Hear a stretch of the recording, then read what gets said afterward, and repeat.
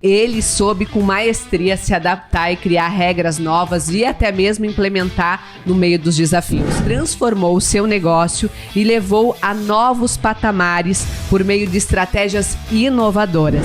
Ele vai compartilhar conosco sua experiência de crescimento e expansão. Em 2 anos a gente quadriplicou a venda de livros. Em 95 eu tentava trazer os representantes para vir a Frederico e eles não vinham. 3 anos depois eu era o maior cliente dele. 15 anos de empresa e você continuava ouvindo o teu cliente. No ano de 2021, mais de 1 milhão de livros vendidos, né? Empresários, líderes imparáveis, está no ar mais um ResultaCast, o podcast que deseja inspirar você para ter uma mentalidade vencedora. E no episódio de hoje teremos uma história incrível do empresário que tem algo especial para revelar. Sim, como que ele conseguiu adaptar sua mentalidade e potencializar cada vez mais o seu desejo de crescer e impactar o mercado nacional. Alexandre, uma grande história hoje, né? E que história, hein? Inovar, empreender para vencer. Isso. E tem história nossa também aí, né? Uau! Lembra dos 14 anos? Rodeio bonito ou não? Rodeio bonito, nos 14 anos, eu já era uma consumidora do produto que esse empresário comercializava.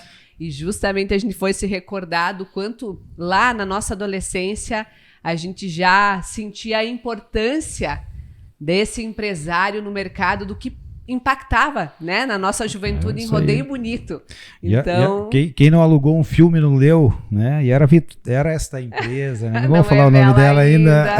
Não revela ainda. E depois teve outras fases em Frederico também, né? E fases importantes, quando a gente era vendedor. Lembro muito bem dessa fase, desse período. Continuamos vendedor até hoje, né? Mas sempre que tinha uma bela venda, tinha uma comemoração. E essa comemoração tinha um bolinho da vitrola também. Ah, agora falei, né?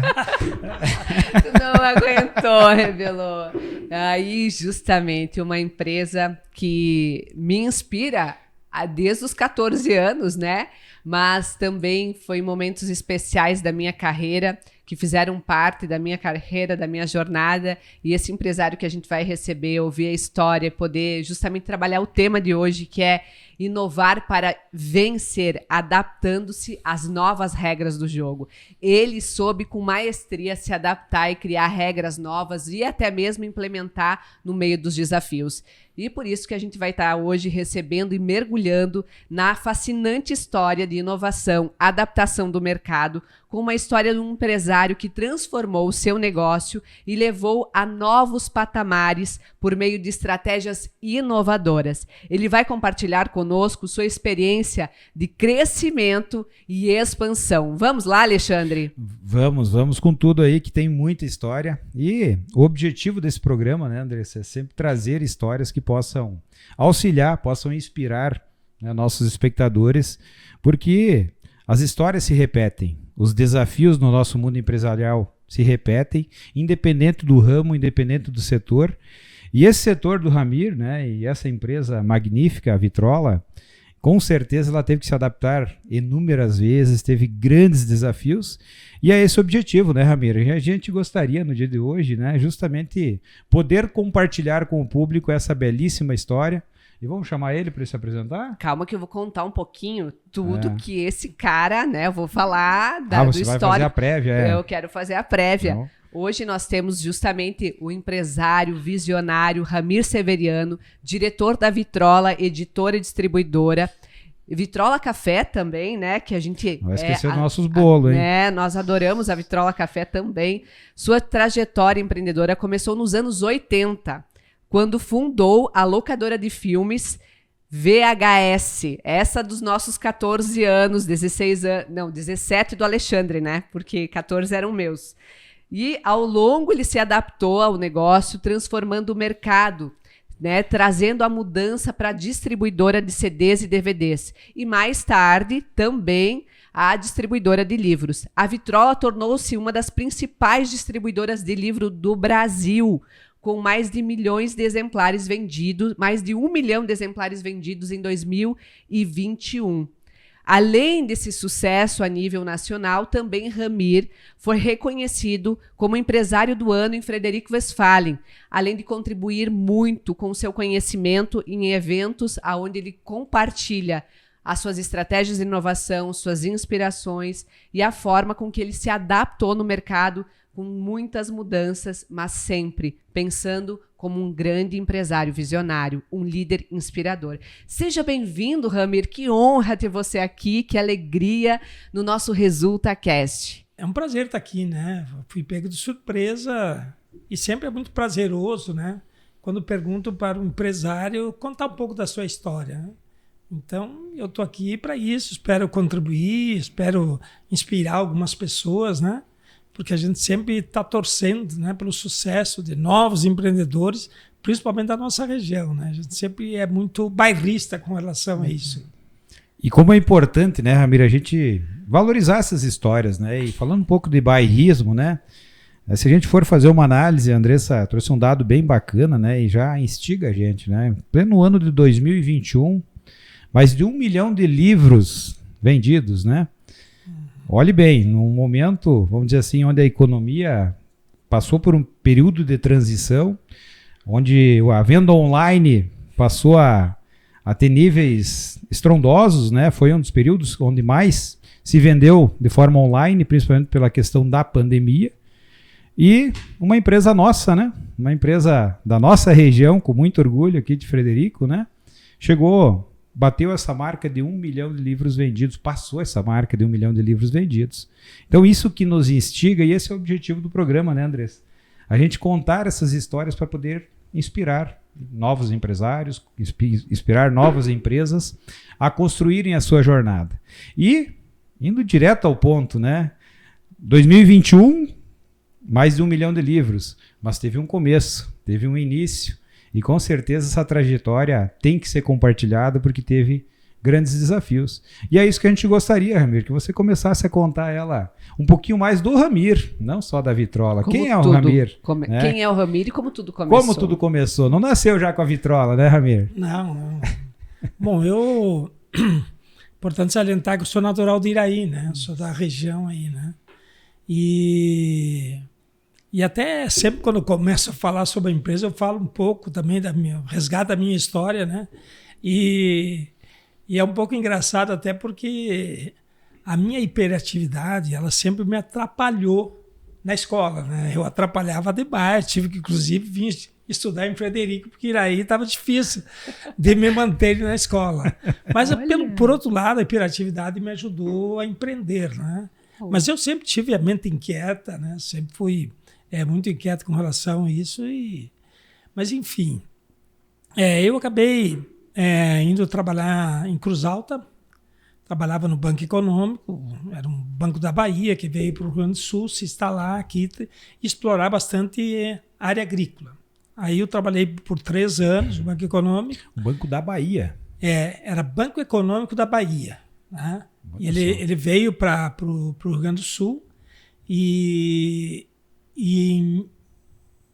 abriu algumas agências em algumas cidades, né, focada no ramo agrícola. E Cruz Alta era uma delas. Cruz Alta, Juiz, Santo Ângelo, Santa Rosa. E aí eu fui para lá para estudar, né, e também para trabalhar. E posteriormente eu fiz um concurso para a Caixa Econômica Federal em Santa Maria. E é engraçado porque eu não me preparei muito para o concurso, né? Mas era uma pressão ali e tal, né? Da família, né? Tem que fazer, tem que evoluir e tal. E me surpreendi porque quando eu fiz a prova tinha muita coisa de conhecimento bancário. E como eu já tinha uma experiência, isso foi um facilitador, né? Com certeza. E aí eu fui chamado para a Caixa e como fui bem classificado, fiquei em Cruz Alta mesmo. Posteriormente, a Caixa estava no processo de expansão e aí abriu vários postos avançados na época, que chamavam de PAS, Posto Avançado Social, em Rodeio, Seberi, Planalto, Iraí, Alpestre, né, que hoje não tem mais a unidade da agência. E aí descobriram que eu era de Iraí, olha, tu vai para Iraí e tal. Eu digo, não, eu não vou. E aí, na época, eu acabei indo para Iraí, foi muito bom. E ali que começou, então, a história, né? Em 1987, tinha um amigo ali que tinha o hotel, e ele disse, vamos abrir uma locadora de vídeo. Nem eu não tinha aparelho de vídeo, cassete ainda. Eu digo, vamos fazer, como é que funciona isso e tal. E aí a gente começou, né? E eu lembro que a gente comprou uma locadora lá de Vacaria, né? Pegamos uns filmes, começamos com 100 e poucos filmes, e aí começou toda essa história, né? E na verdade começou como um hobby, né? Porque era de noite, final de semana. E durante essa trajetória eu acho que eu descobri a minha veia empreendedora, né? Porque às vezes a gente é empreendedor e não necessariamente tu tem que ter uma empresa, tu pode empreender dentro da empresa que você trabalha. E eu, dentro do Banco Econômico, da própria Caixa Federal, eu sempre fui, né, muito desafiado a cumprir metas e tal, e aquilo me deixou um grande legado para empreender também, né? Quando senti que realmente ali tinha uma oportunidade boa, paralela, né, o meu sócio que ficou mais, né, pensando mais na questão do hobby, eu pensei mais em profissionalizar, né, e comecei a querer enxergar mais longe, acabei comprando a parte dele e tal, né? Na época a gente fez uma proposta, é a mesma para você comprar ou a mesma para vender, né? E hoje ele até brinca, porque ele vem me visitar e diz, puxa, quem imagina que eu era sócio desse negócio aqui. Quanto tempo ele ficou como teu sócio? Eu acho que foi 1 ano, assim, mais ou menos, né? Bem no... E aí eu estava a fim de investir, né? Eu lembro que eu tinha uma moto, não, vou vender minha moto para comprar filmes, né, e tal. Não, eu não quero fazer isso. Tá? E não quis se aventurar. Eu não quero fazer isso. Mas, enfim, daí acabamos separando a sociedade. Mas tudo uma boa, bem tranquilo. E aí comecei a descobrir aquilo ali, né? Nessa oportunidade, a gente fica sempre pensando o que eu posso fazer, né, para melhorar, para ampliar e para crescer. E aí a gente começa a ter vários insights. O primeiro desafio foi justamente fazer o seguinte, vamos botar uma locadora aqui, mas nem eu não tenho videocassete. Como é que nós vamos fazer? Fiz uma pesquisa, devia ter uns 3 ou 4 videocassetes na cidade de Iraí. Aí comecei a fazer uma pesquisa de mercado, conversar com os amigos. Escuta, você já tem videocassete? Não tenho, mas estou pensando em comprar.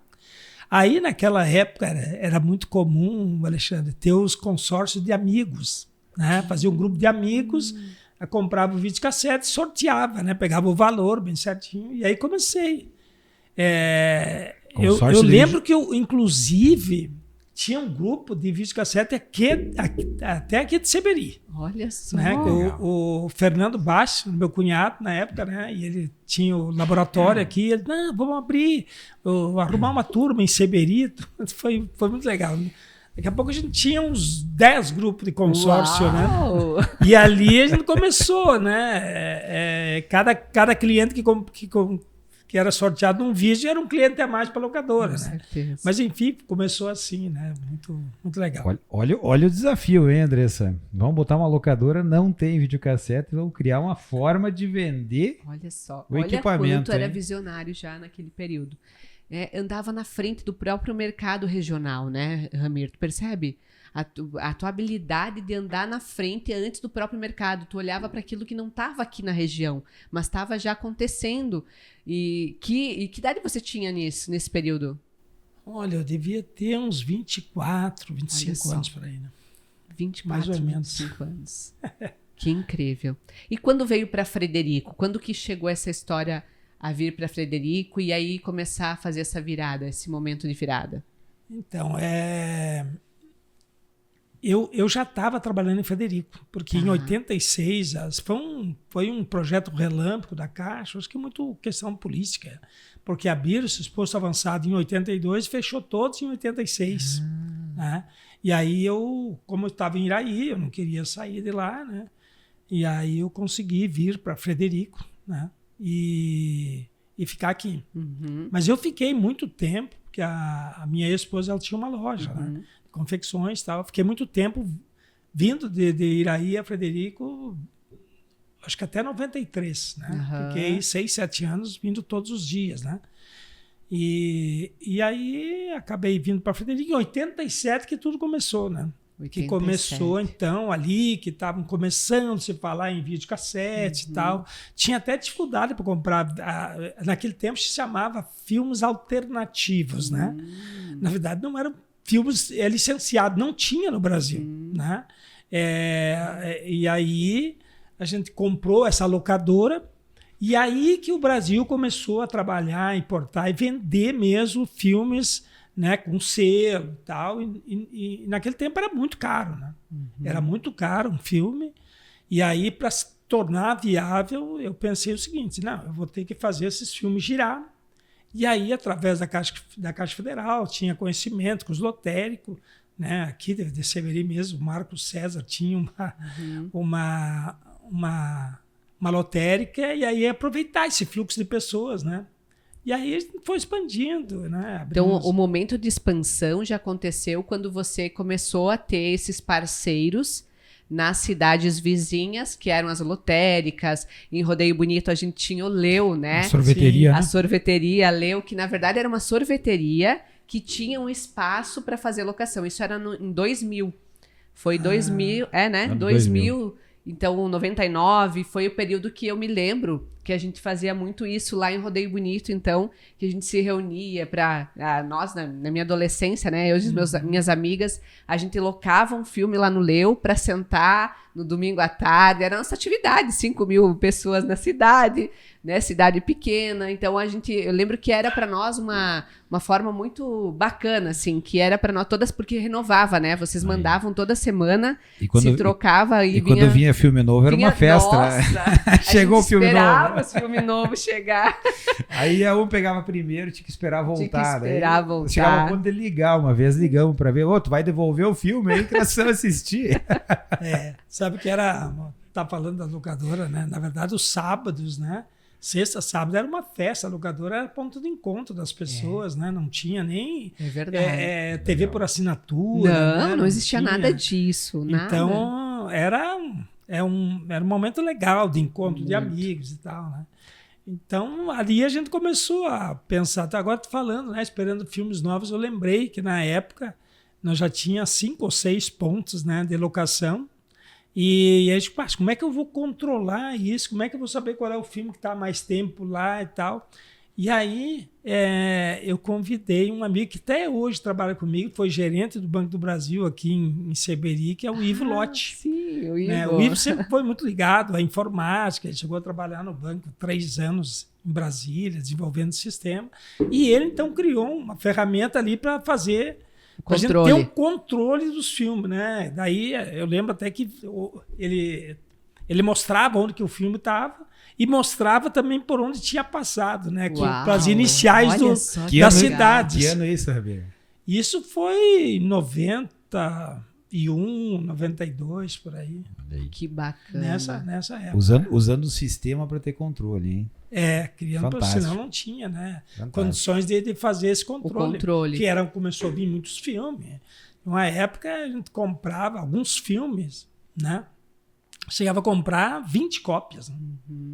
Um auge, assim, a locadora, em Frederico, principalmente, que era a cidade maior, no sábado transitava mais de 1.000 pessoas dentro da locadora. Uau! Né? Então, inclusive eu lembro de um dos filmes que eu mais comprei quantidades de cópias foi o Independence Day. Comprei 70 cópias, 70 filmes, né? É uma fortuna. Mas já pensava assim, porque naquele momento a locadora já era uma referência regional e alguns parceiros, eles não faziam esse giro, mas eles compravam os filmes seminovos, né? Então o filme, depois de uns 2 meses, já valia 50%, né? Uau. Então eles preferiam comprar em vez de participar desse giro aí, né? E com isso dava assim uma garantia e dava uma estrutura para a locadora, porque tu chegava lá, o cliente sabia que tinha mais de uma cópia de lançamento, né? Então isso favoreceu muito para chamar muita atenção. Aliás, tinha muitos clientes que vinham de Seberi no final de semana, Seberi, Caiçara, toda a região, que iam para lá. E até eu lembro o seguinte, eles vinham na sexta, Daí locava 4 filmes para poder devolver na segunda. Sim, tinha isso também, que daí tu podia devolver na segunda. Esse era um fator importante. Mas olha só, uma estratégia já de ampliar a venda, né, com o desejo do consumidor, o quanto tu já trabalhava isso, né, com o cliente poder realmente indicava, envolvia ele dentro da jornada e conseguia multiplicar, né, o processo de compra dele através de uma estratégia. Então, que bacana. Então, ela já nasce vamos pensar um pouquinho nesses 10 primeiros anos, né? Até a minha pergunta é quais foram os teus principais desafios nesses 10 primeiros anos? Por que eu trago isso? Porque os 10 primeiros anos de uma empresa, ela passa por muitas dificuldades. E no Brasil, hoje tem um índice bem interessante, né, Alexandre? Hoje no Brasil são mais de 50% das empresas não passam dos 10 anos, né? Então hoje é um dado alarmante. E trazendo para essa realidade da vitrola, né? A gente está fazendo conta aí, fiz rapidinho, são 37 anos, é isso? 37 anos. 37 anos, se nós for para o dado estatístico do IBGE, entre 3% a 5% das empresas sobrevivem mais de 30 anos. Então tem que ter muito segredo aí, né? E é esses segredos que a gente gostaria, né, Andressa, de entender, e também quais foram os grandes desafios desse processo? Olha, os desafios maiores, né? O primeiro era fazer o negócio dar certo. Isso era o mais desafiador de tudo, né? E aí tem que usar muito a criatividade para tu poder aproveitar melhor o investimento. E como eu tinha muita atividade, né? Também era conciliar os interesses, né? Porque eu trabalhava na Caixa, tinha as locadoras e também pensando em expandir, né, a rede de distribuição. E também fazia toda uma gestão da loja da minha ex-mulher, né? Ela tinha uma loja de confecção, então uma parte assim, administrativa, financeira, eu que fazia também. E eu sempre fui muito ligado às questões sociais, né? Então sempre tive muito envolvimento com entidades. Em Iraí eu fui presidente, inclusive fundador da APAE lá, né? Que legal. Mesmo não tendo ninguém da família com síndrome de Down, mas tinha um amigo que tinha um filho que gostava muito de mim, e ele vinha para Frederico todos os dias, né? E aí eu acabei me desafiando, né, para fazer isso. E também tinha o trabalho, né, que a Caixa absorvia muito, né? E o fato de ter que vir de Iraí a Frederico todos os dias, né? Isso dava ali mais 45 minutos de translado. Então, foi um momento, assim, teve momentos muito difíceis, né? Eu sempre digo que o melhor momento do dia para mim é quando eu acordo. Porque muitas vezes, né, nessas transições, essas transformações que nós vamos falar aqui, teve também muita preocupação, né, apreensão com relação ao que vai acontecer, né, com tudo isso. Porque o momento que você empreende e você tem pessoas que trabalham contigo, tu não decide mais sozinho. Exatamente. Né? Tu tem compromisso com as pessoas, né, que estão ali querendo fazer uma carreira. Com as famílias. Isso traz sofrimento, traz uma angústia. E eu digo, por que de manhã era melhor? Porque à noite não tinha como resolver nada, né? E a ansiedade era até para que esse dia amanhecesse logo para a gente começar. Quanto tempo tu ficou conciliando entre a Caixa e o teu negócio? Deu quanto tempo da Vitrola? Eu saí da Caixa em 2000. Tá. Né? Então foram 13 anos que eu fiquei com a Caixa e com todos esses envolvimentos, né? Fui até vereador nesse período aí também, né, em Iraí. Não sabia dessa veia. Fui vereador em Iraí, foi muito legal, né? Não foi uma experiência boa, eu não gostei muito da política, apesar de ter feito um trabalho bem bacana lá. Eu fui o vereador mais votado. Olha! Né? Tive uma pressão muito grande para ser candidato a prefeito, mas eu não vi na política uma possibilidade de fazer mudanças. Né? Mas sempre sou um otimista com relação às pessoas que a gente conheça que participem da vida política. Né? A gente não pode dizer, não, a política não é para mim. É que eu já tinha, né? Eu tinha uma atividade empresarial, né? Tinha uma empresa, já era funcionário, e aí, né, ser político também era muita coisa. Claro, então, eram muitos papéis aí para conciliar, né? E aí eu optei por sair, e até tem uma questão que às vezes as pessoas até fazem brincadeira, principalmente meus amigos Iraí, porque eu tinha tentado, quando eu estava saindo da política lá, eu estava terminando meu mandato, que eu tinha decidido que eu não ia mais concorrer, eu reuni as lideranças e tentei fazer um consenso, Iraí. Olha só. E aí eu não consegui. Não consegui, sabe que sempre a gente tem o desafio das questões das vaidades pessoais de algumas pessoas, né? Com certeza. Mas enfim, aí não deu certo. E aí, até há pouco tempo atrás, o presidente da CI, de Frederico, tentei fazer também um movimento. Né, um movimento ali e tal, que até alguns amigos que me conheciam e sabiam dessa trajetória diziam assim, mas tu já tentou consenso Iraí, tu está tentando em Frederico. Na verdade, o consenso que eu sempre proponho, Alexandre, é a união das pessoas. Exato. Né? Eu acho que a gente todo mundo tem a gente mesmo consegue olhar. prosperar, a gente consegue avançar, Exatamente. né? Muito mais. Mas enfim, né? Até eu me lembro que as pessoas diziam, mas tu tá... Mas a eleição... O consenso não é um movimento democrático. Eu digo, olha, depende. Porque se você convidar, e o que a gente fez em Frederico, nós fizemos um plano de desenvolvimento para o município, né? E convidamos todas as entidades do município para participar. Eram mais de 200. Uau. E aí a gente criou os núcleos de educação, infraestrutura. Foi muito legal. Que bacana. Até hoje tem esse plano de desenvolvimento. Foi apresentado agora. Espero que o prefeito... No prefeito bote em uso, tem muita ideia, muita sugestão legal. Mas, enfim, né, foi por aí. Sim, fez parte da tua jornada também. E tu tem um cunho muito forte social, né? Eu sei do quanto também, Frederico, você faz esse olhar também, tanto como presidente já da Associação Comercial, né? Como também você tem esse movimento de ajudar nas universidades. Vem da tua história, agora eu entendi, né? Já jovem, você já tinha essa participação social pela veia, né? Lá, sendo vereador, sendo mais votado, e tu não termina nunca esse olhar, né? Eu acho que isso é um dos teus grandes diferenciais, porque tu não se preocupa só com você, mas tu quer realmente trazer um impacto melhor e pensar na essência que hoje se tornou a Vitrola, que é a educação, que é a cultura, que nós já vamos chegar lá, mas vem dessa veia, né, desse olhar de como a gente pode transformar a nossa comunidade, as oportunidades num mundo melhor, num ambiente melhor, numa região melhor. Mas eu queria entender como é que foi essa transição.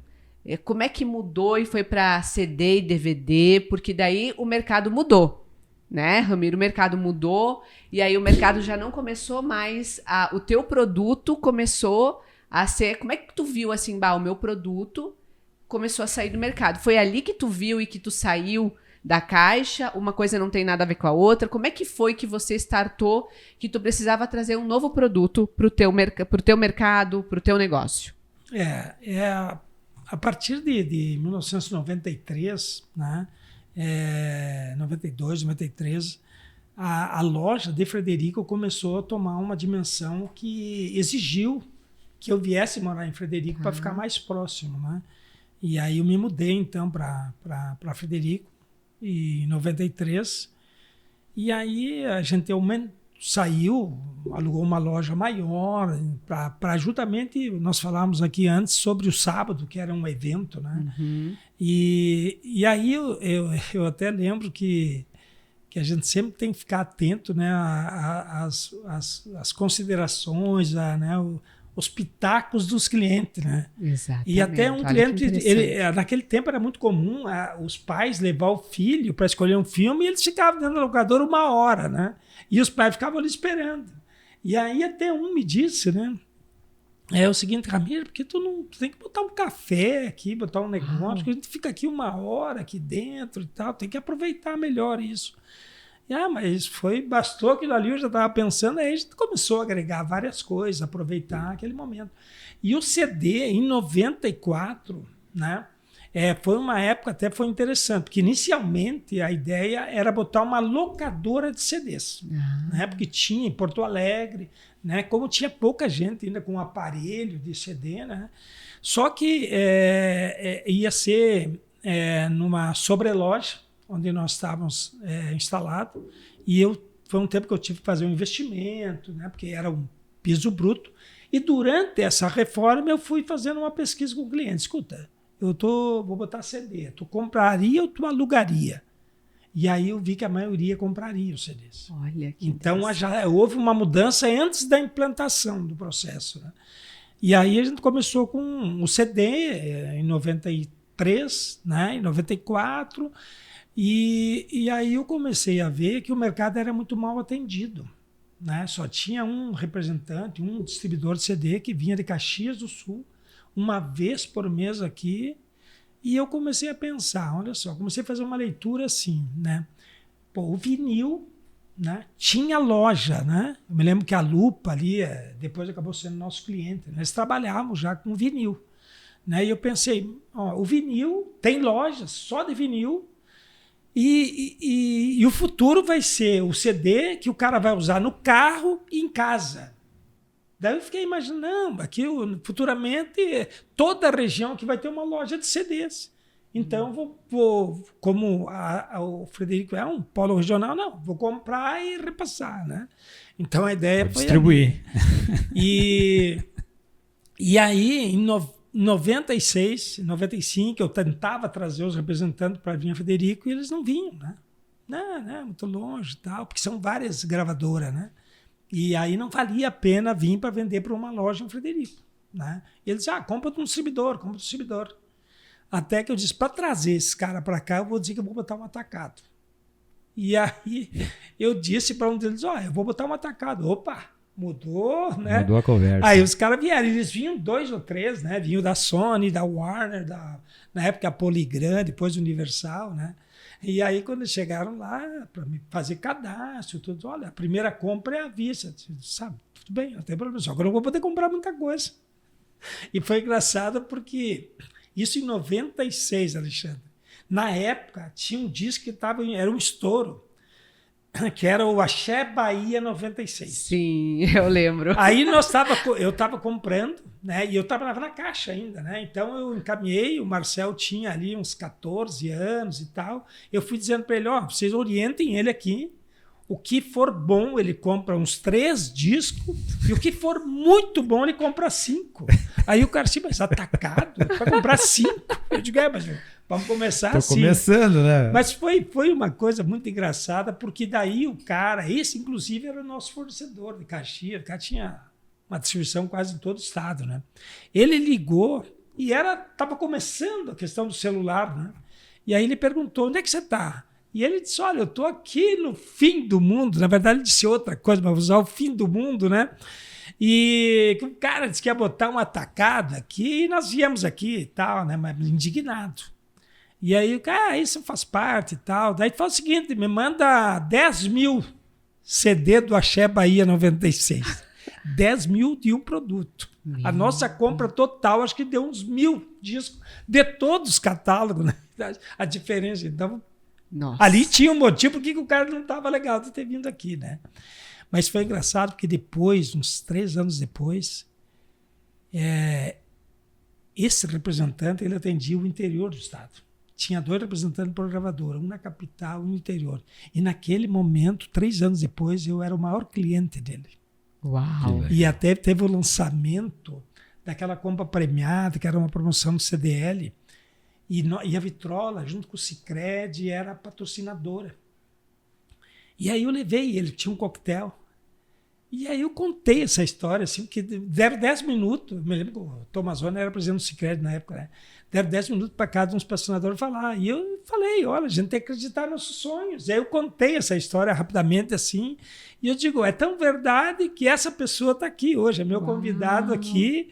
E ele pode afirmar para vocês que hoje eu sou o maior cliente dele no estado.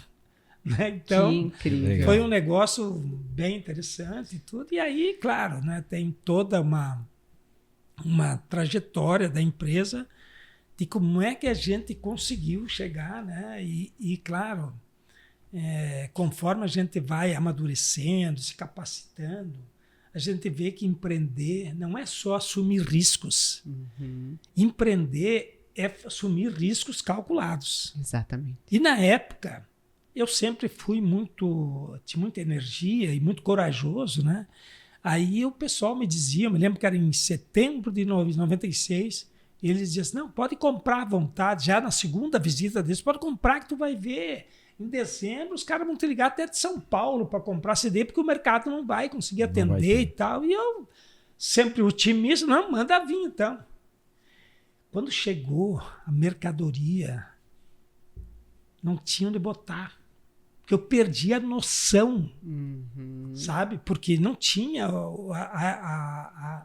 o controle de informática que tu tem, tu vai observar. Não, o cara ia anotando ali num papel. Gestão. Manda 25, manda 50, manda 100.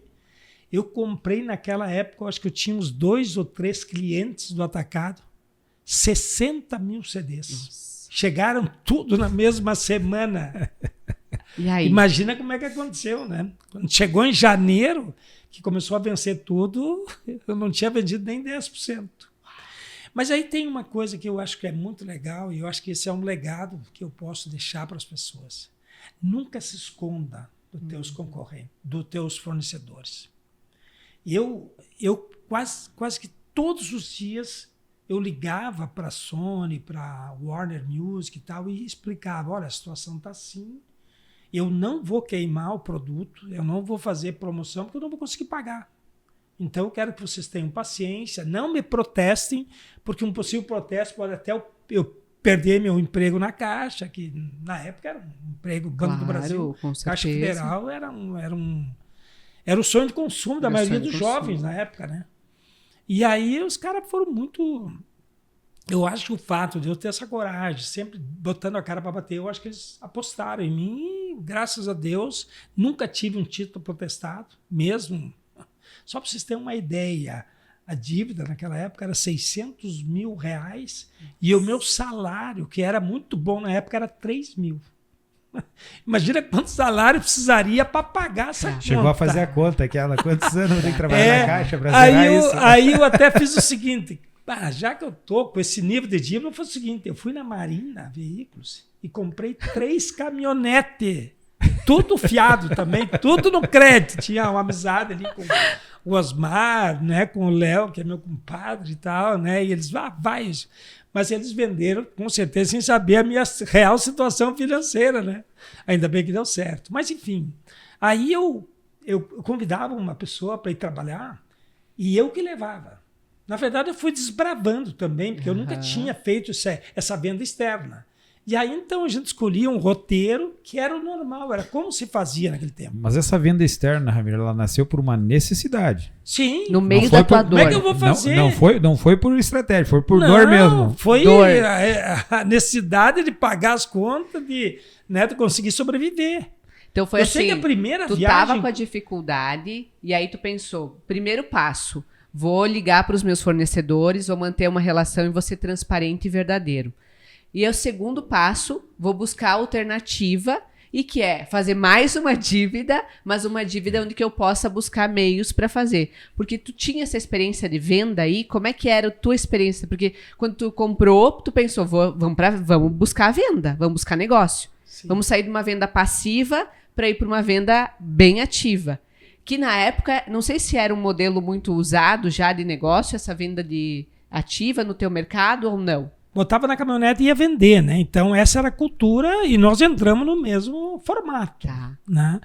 E até eu lembro que quando eu levava, né, um possível contratado, que eu levava ele uma semana a fazer um roteiro para ele ver se ele tinha, né? Se ele tinha aptidões e tal, né? E eu lembro até que quando nós voltava, e eu perguntava para ele assim, daí, gostou? E ele, cara, eu não sei se é o produto que vendo, é tu que consegue convencer as pessoas, né? Mas era muito engraçado porque eu chegava numa loja, né?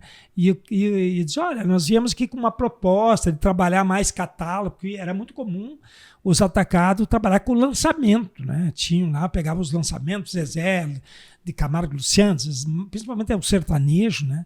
E saíam com aquele volume alto, eles não tinham catálogo, assim, né? E nós olhamos ali que era um mercado que estava carente daquilo ali, claro, só que é um produto que vende bem menos, né? Enquanto o cara compra lá 50 de um lançamento, compra 1 ou 2 no máximo, né? Mas enfim, era um diferencial. E aí eu chegava lá, o cliente, não, que legal, mais uma opção para nós, aí, mas hoje nós não vamos comprar nada. Eu digo, não, se tu gostou, tu achou legal, então é o seguinte, eu quero sair daqui hoje, da tua loja, como teu fornecedor e você meu cliente. Nem que tenha que vender um disco só, eu quero só um, não precisa muito. Aí chegava uma funcionária, vê se ele tem o disco do Legião, então. E eu dizia, eu tenho sim, mas eu nem sabia se tinha. Eu tenho sim, eu ia lá, junto com esse funcionário, nós descarregava as caixas, largava em cima do balcão e começava a tirar os discos das caixas, mostrar. Procurar o Legião. Aí, não, esse nós não temos. Não, esse aqui é muito bom, esse aqui é lançamento. Daqui a pouco fazia uma venda de 150, 200 CD para um cliente que não queria nem comprar, né? Então, é isso aí, você tem que Olha só, criar Ramiro, essa relação. eu acho que nós temos que deixar aqui, para quem lida com venda, para quem é vendedor, para quem é dono do negócio, olha essa essência aqui. Ele recebia um não de objeção na hora, mas ele não ficava confortável, ele não desistia. O Ramiro ensinava que, olha o jeito que ele fazia para mostrar que ele era, não, vamos fazer um negócio então. Ele realmente trazia novas possibilidades, ele trazia novas formas de convencer aquela pessoa de que ele precisava ser um cliente, que ele precisava ser o fornecedor daquela empresa. Então, aqui tá também uma questão muito forte, a tua persistência, né, Ramiro?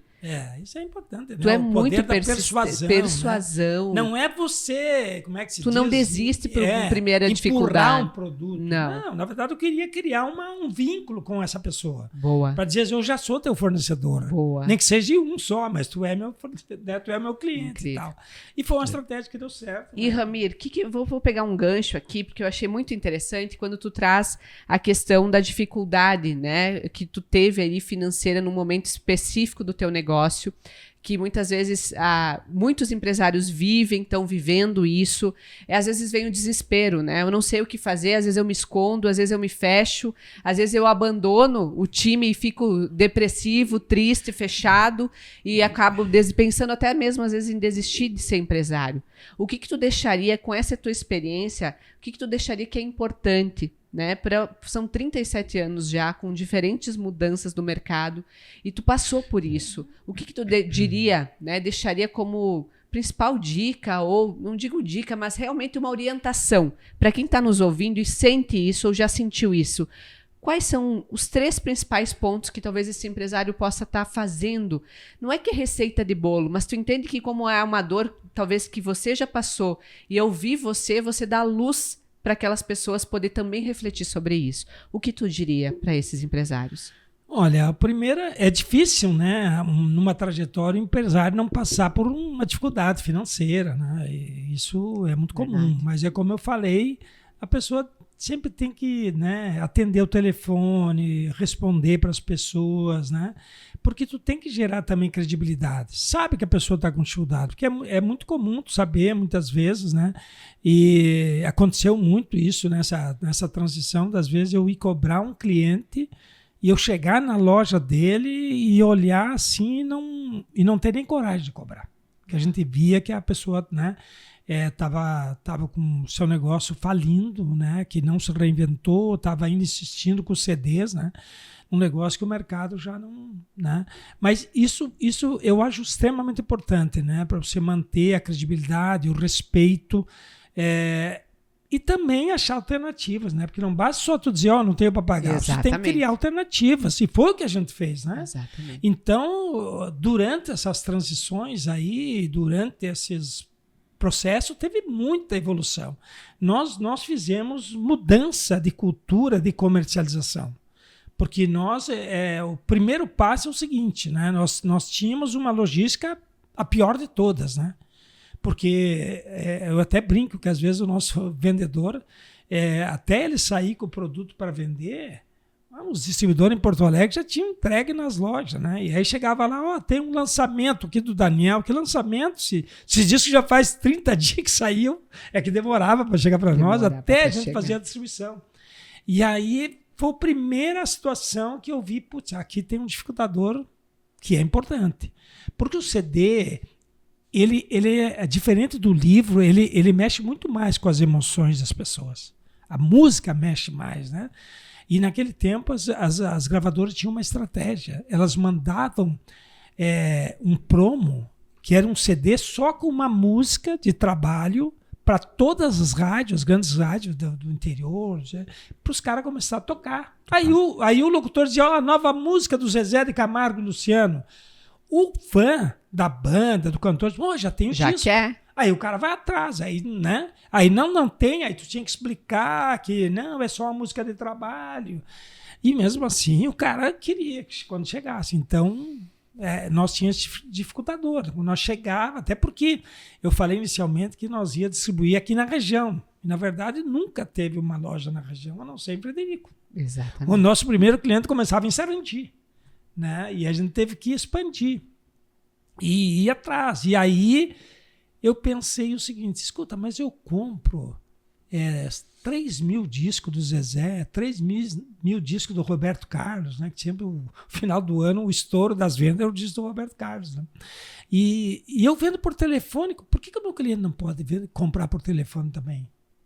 E aí veio a ideia de fazer um fax, comprar um fax. Né? Você deve lembrar do fax, sim, né? E aí chegava... Aí eu mesmo fui fazer uma visita. Eu aproveitava minhas férias da Caixa, minhas licenças, para fazer visita nesse período aí. Ouvir o cliente, hein? Eu anotei isso. Eu ia no cliente e dizia para ele, cara, é o seguinte, olha, eu vou ter uma condição, eu estou te trazendo uma proposta aqui que vai ser melhor, mais rápida, né, para mim poder te entregar, e vai ter um preço bem mais em conta, porque eu vou tirar a figura do representante, não vou ter despesa com carro na estrada, com pedágio e tal, e vou te fazer.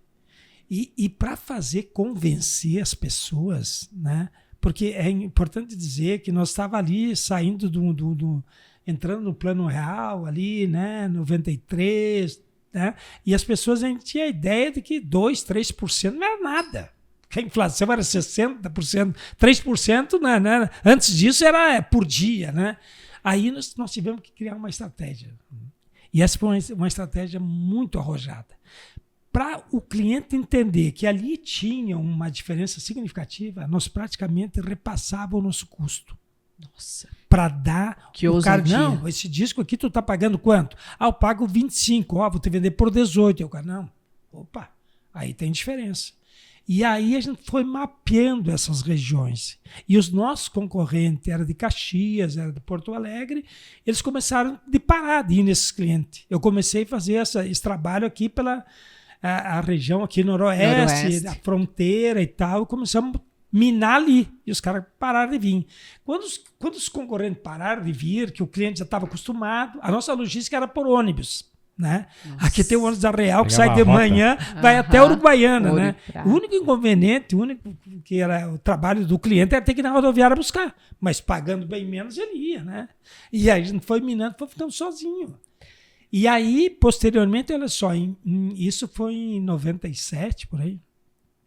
Em 2004, estava saindo a primeira turma de informática na época, né? Tinha sistema de informática, agora é sistema de informação, né? Naquele tempo era o curso de informática, mesmo, da URI. E aí eu fui lá, falei com o Robson, que hoje até é funcionário ali do Tribunal de Contas, né? E falei com os professores, escuta, o que você acha se desenvolver uma página para Vitrola na internet para me vender no atacado? Acharam maravilhoso, um desafio para eles. Não, é legal e tal. Mas depois veio uma pergunta, mas tu vai vender como? Se a maioria dos teus clientes não tem nem internet e nem computador nas lojas. Não, aí que vem o segredo. Nós vamos pegar os clientes e vamos levar numa lan house e vamos mostrar para ele como é bem mais fácil dele comprar. Inclusive, eles desenvolveram que as primeiras 5 músicas tocava 1 minuto cada música. O cara ia lá, comprava o disco, né, e mandava, e aí a gente começou. Então a gente sempre procurou também ser uma empresa de vanguarda, né, inovadora. Isso, inovadora. E à frente até mesmo que o cliente. Exatamente. À frente, mas uma coisa que me chamou muito a atenção, Ramir, toda a tua história, é assim que tu tá relatando, desde a vitrola, Tu trouxe o café escutando o cliente. Sim. Escutando que o cliente queria tomar um café, ter alguma coisa para passar mais tempo ali. Depois você escuta o cliente para entender também as dores, as necessidades. Tu vai fazer visita para poder identificar o que o teu cliente estava precisando, o que faria você conseguir vender mais para ele. Então, acho que aqui está uma grande sacada para o empresário. Às vezes o empresário, principalmente depois que ele começa a passar um tempo pensando, tu já tinha 13, 14, 15 anos e tu estava fazendo isso. 15 anos de empresa e você continuava ouvindo o teu cliente. Sim. Então, isso eu acho que é um diferencial muito forte, que às vezes o empresário vai crescendo e ele quer sair dessa parte, às vezes, e ele não escuta, ou não tem ninguém na equipe que consiga, ou até mesmo não escuta os seus vendedores para entender o que o cliente lá na ponta está dizendo. Porque não é só o que eu quero vender, mas é como é que o mercado está acontecendo lá fora, o que o meu cliente está sentindo e como eu posso me adaptar para ser um diferencial para o meu cliente. E a gente escuta, né, Alexandre, na história do Ramir, que instintivamente é teu isso, né? Tu sempre teve isso, que é esse cuidado e essas técnicas diferentes de fazer a venda. Tu tá sempre buscando se reinventar.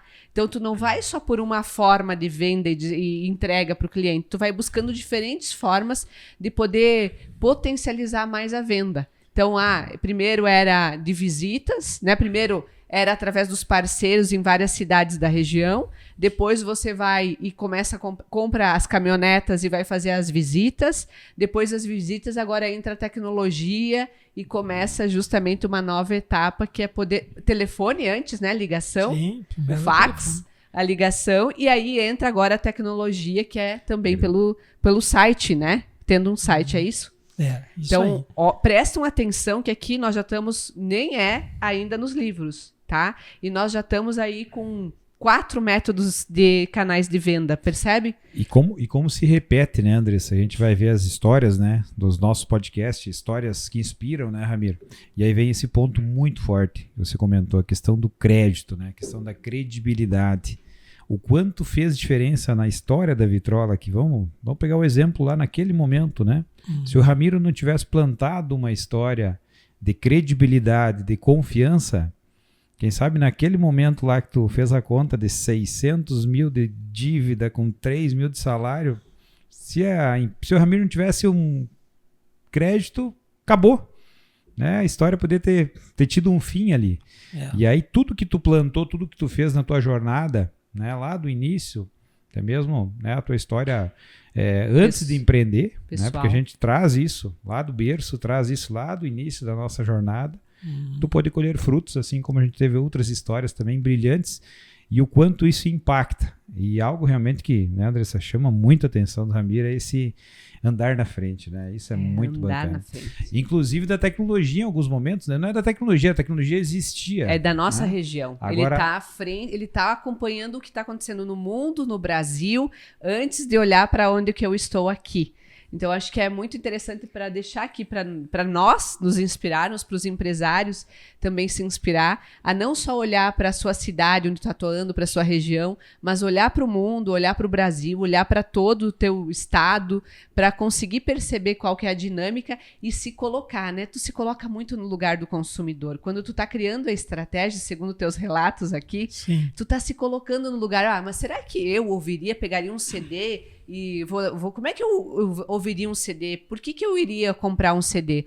Então, se coloca no lugar de quem está comprando para ver como é que seria essa experiência. É fantástico ver você fazendo isso. Eu acho que passa também bastante uma imagem da humildade, né? Muito. Eu quero te vender, mas não quero te vender um monte, eu quero te vender um, né? Eu queria criar esse elo, né? O relacionamento. O relacionamento. Relacionamento. E isso foi decisivo, foi muito importante. Era uma ferramenta muito, muito legal, assim, falando em inovação, né, de estar sempre à frente, né, nós somos a primeira locadora, né, a estar informatizada, né, porque muitas vezes o cliente vinha, levava um filme para casa, o tempo que anotava num bloquinho, o cliente assinava e tal, dali meia hora ele voltava, olha, eu já vi esse filme, né, não estava lembrado e tal. E aí eu comecei a pesquisar e tudo, e eu vi que tinha sistema, né, tinha um sistema de locação que até dizia para o cliente quando que ele assistiu. Né? E isso foi uma coisa que começou a chamar a atenção das pessoas, né? O cara vinha, entregava o filme, porque ele pegava o filme na prateleira, chegava, te entregava, daí tu mudava a caixinha ali e ia lançar. E aí, quando tu lançava um filme que já tinha sido levado, aí eles, olha, esse filme tu já levou. Às vezes o cliente, não, mas eu não lembro. Não, tá aqui que levou tal dia. Já aconteceu comigo isso. E daí, mas muitas vezes é o seguinte, não, mas peraí, quem retirou o filme foi teu filho. Ah, então foi ele para assistir. Então é isso, por isso que eu não assisti. Mas ele já sabia que esse filme tinha sido levado. Então, ali também foi uma coisa que surpreendeu as pessoas, né?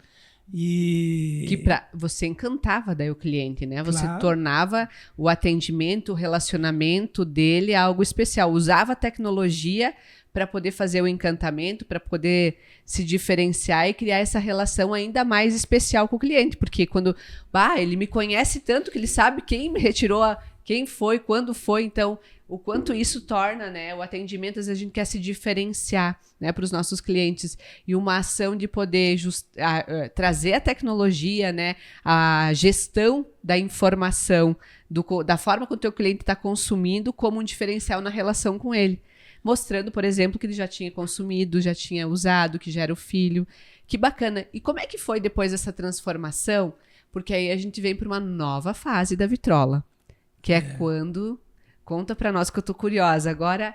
E os DVDs, CDs, saiu os CDs da ONU. Como é que tu percebeu essa mudança de mercado dos CDs e aí veio os livros? Conta para nós, conta para quem tá nos escutando aí, Ramiro. Como é que foi essa mudança de jogo que tu fez novamente? É importante a gente sempre lembrar que o network, as relações, elas são muito importantes, né? Exatamente. E tu criar afinidade, respeito, admiração para as pessoas. Porque naquela época a Vitrola estava entre os grandes players de venda de discos.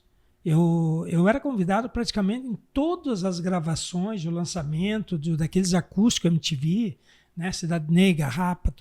A Vitrola era convidada. Que nós chegamos a estar entre os 30 maiores clientes de gravadora naquela época. Uau! E eu só não ia em todas porque eu estava no operacional também, né? E eu não podia estar indo. E isso que era tudo pago, né? Passagem aérea, hotéis, tudo era pago. Eu fui em vários, mas não podia ir em todos porque eu era o principal vendedor da empresa, né? E aí teve um diretor da Sony que ele saiu da gravadora e botou uma distribuidora de livros no Rio de Janeiro. E aí um dia ele me ligou, Ramiro, olha, eu conheço tua loja bonita, não quer trabalhar com livros aí e tal. E eu disse, olha, como é que funciona? Ele disse, não, eu te mando consignado, te mando até com um expositor e tal, e tu paga conforme você vende. Eu digo, não, vamos lá, mais uma opção. E aí veio os livros. E aí, quando veio os livros, eu comecei a ficar prestando atenção nesses livros, cara. E aí eu via que o CD vinha caindo, e olhando para aqueles livros, vinham os nossos clientes do atacado dos CDs para comprar no atacado, né, que eu tinha a loja na frente e o atacado atrás. E as pessoas paravam ali e compravam livros, os próprios clientes. E daí eu perguntava, eu lembro que até um pessoal da Cotripal, que foi o nosso primeiro case, né, eles vinham, 3 ou 4, e eles compravam livros. Eu disse, em Panambi, como é que é lá? Não, lá não tem livraria. Aí eu digo, opa. Aí fui pesquisar como é que funcionava o mercado. Tinha um distribuidor em Porto Alegre que ele saía, ele só trabalhava pronta entrega. E o caminhão, por exemplo, para Frederico Westphalen vinha uma vez por mês. Nem por telefone eles vendiam. Era uma coisa de exclusividade, né? Por isso que eu disse que a concorrência sempre é saudável, porque faz a gente crescer, né? Porque senão a gente se acomoda. É verdade. E aí eu fui a Uruguaiana, várias cidades onde eu já tinha cliente do CD, para ir até, né, conversar ainda, porque o CD já vinha caindo, e eu fazia uma pesquisa no mercado. Instigava, inclusive, as lojas de CD para botar livros. E aí eu vi que ali tinha um gargalo interessante, e eu, puxa, vai ser por aqui, né? E aí, o que eu fiz a primeira vez? Eu fiz um projeto piloto com a Cotripal, comprando de um distribuidor, eu repassei os livros para eles, mandei fazer um expositor parecido com os que eu tinha, só dei uma melhorada no design, para experimentar como é que seria a venda no mercado da Cotripal, ali, Panambi. Foi um estouro, assim. Uau. E assim, nós queremos trabalhar com livro. Eu digo, opa, vai ser por aí. E aí que começou, e aí tem um fato... Tu falou antes, né, da perseverança e tal. Eu na Bienal do Livro, tem uma Bienal do Livro que é um ano em São Paulo e outro ano é no Rio, se alternam, né? Os dois estados ali, as duas capitais. E eu ia lá nos 2 primeiros dias, era só voltado para o segmento, né? Para os livreiros e tal. Eu chegava lá, me apresentava e tal, os caras, que legal, que bonito. Chegava, não, eu vou vender com os mercados, as lojas, não é bonito, mas nós não temos interesse. Nós já temos distribuidor no Rio Grande do Sul. Né? E eu continuei, né? E foram lá na Bienal. Na Bienal. Começou em São Paulo, no outro ano foi no Rio, eu ia lá e fui, e pegava alguns contatos, ia ligando, e eles não flexibilizavam. Eles, a gente tem um respeito, tem um distribuidor lá que tem 40 anos, né, e tal. Eu não vou vender para livrarias. Aí foi até que um dia um cara até brincou comigo, escuta, tio, tu tem me ligado, né? Eu ligava todos os dias, porque eu vi que ele meio que era um cara que tinha influência no mercado. Você deu uma abertura? Era da editora da Globo. E daí eu disse, até brinquei com ele, cara, eu tenho ligado mais para ti que para minha esposa. E daí eles vão fazer o seguinte, na próxima Bienal tu vem e eu vou te apresentar. E aí eu entrei, mas com uma promessa, que eu não venderia para livrarias. Né?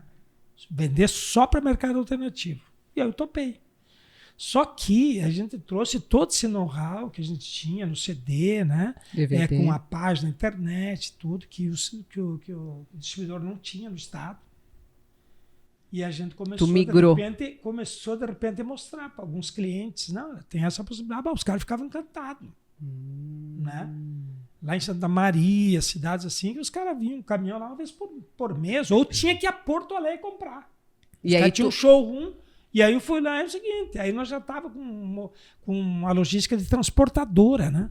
Tá. Aí, veja bem, lá em Cascavel, né, os transportadores naquele tempo já começaram a se reinventar, de viajar à noite.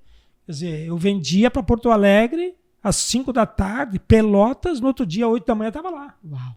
Né? E aí fui mostrando que tinha uma forma diferente de fazer. E tu buscou aquilo que era a carência deles. Tu buscou o que o teu concorrente não fazia, tu trouxe como um diferencial competitivo. Esse foi o grande diferencial da Vitrola, né? E aí... Mas primeiro foi de novo a tua persistência. Ligar todos... Olha isso aqui. Ligar todos os dias. Olha, nós começamos a visitar a Bienal em 2011. Em 2015, 2016, a gente teve um reconhecimento como distribuidor. Mas ainda com a questão de não vender para livraria. Quando que tu quebrou isso? Foi justamente quando as editoras, então, umas começaram a abrir, duas e tal, e eles se conversam, né? E começaram a dizer, olha, presta atenção, tem um cliente interessante aí no Rio Grande do Sul, ele trabalha com mercados, com lotérica e tal. E aí eles começaram a abrir. Eu lembro que foi tão interessante que em 2018 nós já tínhamos um volume significativo de venda e eu fui convidado para um evento da Companhia das Letras, que é a maior editora do Brasil. Hoje até 80% é investidor americano. E aí eu cheguei lá já, né eu tô aqui, grandão. Né, tá. A primeira coisa que o gerente de vendas olhou para mim e disse, vamos cortar teu fornecimento. Eu digo, tá brincando, o que houve? Não, tu tá vendendo para livrarias. E eu, aquilo para mim foi um banho de água fria, assim, né? Imagina. E aí eu disse assim, caramba, não é nós que estamos vendendo. E ela, como que não? Eu recebi, porque lá o teu concorrente ligou. Eu digo, não é nós que estamos vendendo, é o cliente que está comprando. É diferente. A gente tem hoje ferramentas que, infelizmente, os concorrentes não têm, se acomodou e tal. Vocês precisam conhecer um pouco mais como é que está funcionando lá. E aí eu consegui reverter, mas sempre com aquele olhar assim, sabe, de desconfiança e tal. E, infelizmente, hoje, né, a gente hoje eles vêm do Rio, agora não é eu que vou, é eles que vêm aqui para conhecer a nossa estrutura. Uau. Legal. Né? Nós hoje, a Vitrola está entre os 10 maiores distribuidores de livro do Brasil. Nossa, que honra isso. Com mais de 3.500 pontos de venda de São Paulo para baixo. Uau. 3.500 pontos de venda. De São Paulo para baixo. Só na Farmácia São João a gente está em 1.050 lojas, né? Que legal. Então, tem algumas redes, várias farmácias também, então elas estão buscando, porque normalmente as redes menores se espelham nas grandes, então... E nós abrimos uma média aí de 80, 90 novos clientes por mês. Nós estamos falando aí do B2B, né? De outras empresas, né? A gente trabalha mercado, né? O tráfego pago, faz prospecção de cliente, e é absurdo assim, a nossa venda. Em 2 anos a gente quadriplicou a venda de livros, né? O ano passado a gente vendeu 1,5 milhão, mas esse ano a gente quer vender 2,5 milhões de livros, né? Só para vocês terem uma ideia, o Brasil, o ano passado, comercializou 53 milhões de livros, o Brasil todo. E 40% disso foi vendido pela Amazon, né? E então, se nós tirar 40%, mais uns 10%, 15% que é vendido online, então sobra aí para o mercado presencial, para livrarias que vendem em lojas físicas, vamos falar aí de 25 milhões de livros. Isso quer dizer que se esse ano a gente vender esse valor, nós vamos vender 10% de todos os livros vendidos em loja física no Brasil, trabalhando com 3 estados e meio, porque a gente nem trabalha na capital.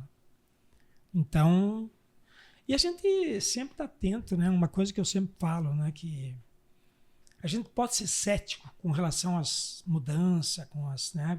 Isso não vai acontecer e tal, né? Mas tu tem que estar sempre atento aos sinais. E isso a gente sempre ficou muito atento a isso, né? Porque às vezes, olha, esses dias um cara me falou, daqui 2 anos vai ter carro voador. Eu disse, cara, tu tá viajando, cara. E aí fui olhar que já estão fazendo teste que daqui 2 anos provavelmente já vamos ver carro voando por aí, né? Então a gente tem que se acostumar com essa volatilidade que tem o mercado, né? Que as coisas mais absurdas que antigamente demorava 10 anos para acontecer, agora acontece muito rápido, em 6 meses, 1 ano, né? Esse ponto, né, Ramiro, que realmente nos chama a atenção e é realmente ouvir, mas ouvir para melhorar o cliente, né? Isso que é perceptível, né, na questão da tua história, na verdade, desde o início, né? Tu sempre teve esse olhar para o cliente, principalmente que chama a atenção. Eu, né, na empresa gosto muito, ouvir o cliente também, sempre que possível eu gosto de estar com ele, visitar, tem aquela veia vendedora, essa é fantástica, tirar um pedido é muito gostoso, né? É muito bom. Então, a gente quando pode, vai até o cliente, e acredito que isso, né, fica um legado, e acredito que muito do teu sucesso está ligado a isso, mas eu queria ouvir de ti, nessa trajetória, vamos pegar, né, nesse desafio de quebrar a barreira de 1 milhão de livros, que nem tu falou, justamente num período onde o mercado online, citou uma das maiores do mundo hoje, né? A Amazon é uma referência, e a Vitrola aqui de Frederico chegar nesse marco, chegar nesse número e buscando agora 2,5 milhões nesse ano. Então, o que tu linka e o que tu atribui como principais marcos dessa trajetória, dessa conquista no mercado de livros? Eu acho que nós somos hoje, na verdade, um case de sucesso no Brasil, né? A gente teve agora na Bienal em setembro, nós tivemos um painel lá, né, para falar um pouquinho, mostramos nosso vídeo institucional,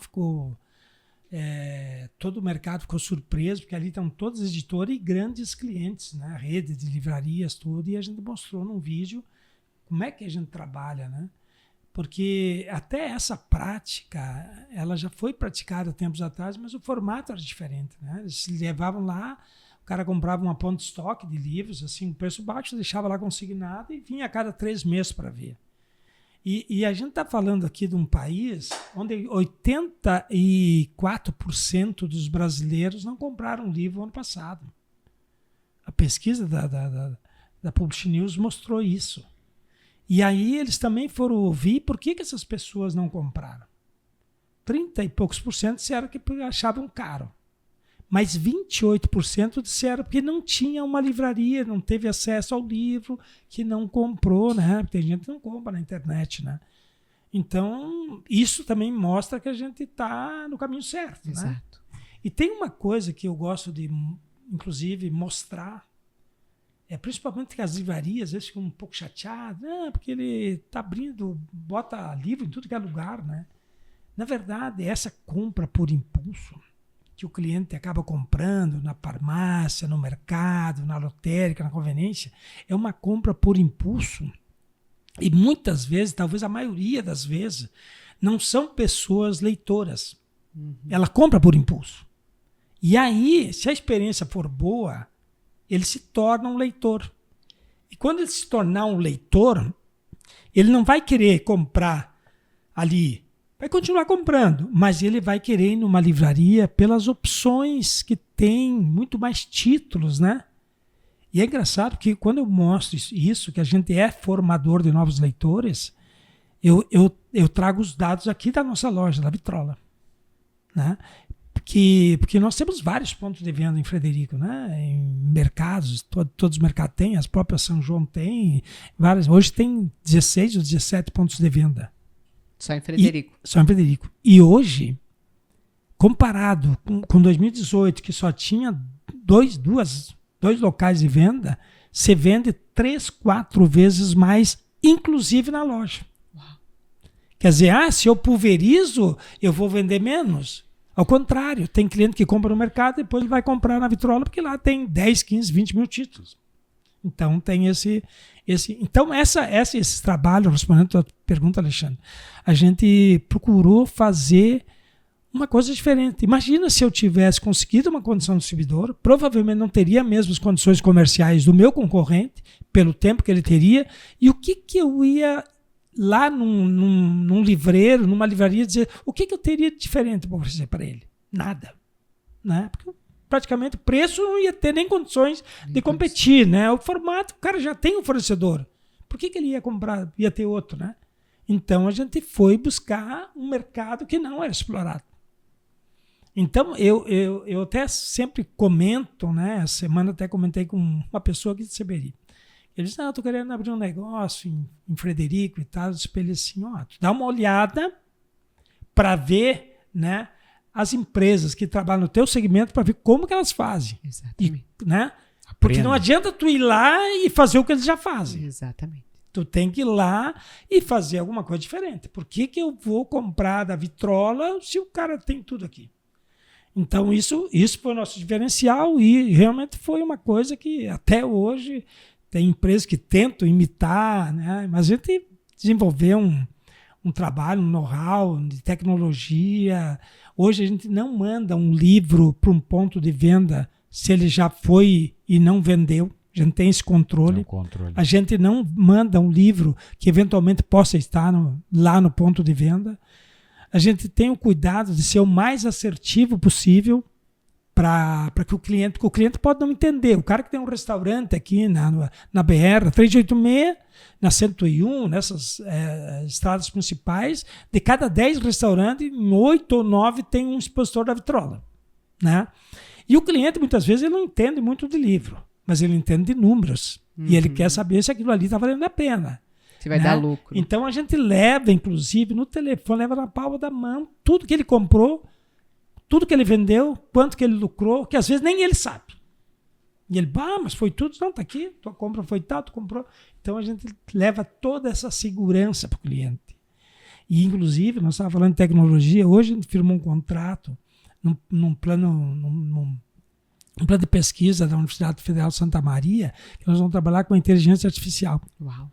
Quer dizer, nós vamos visitar clientes, por exemplo, nós vamos chegar numa cafeteria de uma cidade de 30 mil habitantes, que nós vamos saber quantos clientes entram em média por dia naquele estabelecimento, né? Qual é o ticket médio dele.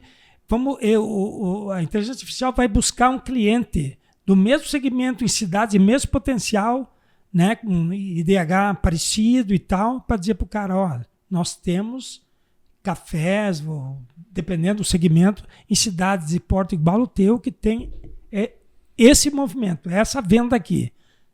Né? Com certeza vai ser uma coisa que vai impactar o cliente, porque nós vamos oferecer dados para ele que nem ele não sabe. Né? E a tua assertividade aumenta muito mais. Porque a gente vai ver até, por exemplo, que tipo de livro vende. Exato. Né? Que mais vende numa farmácia, que mais vende num restaurante, poder personalizar naquela região. né? O que vende mais. Vocês vão poder personalizar e dar essa informação como um benefício. Claro. Como um benefício Anderson, de... nada de anormal, né? Tá Não. tudo normal para Isso. quem em 1996 já estava tendo um controle automatizado de aluguéis, né?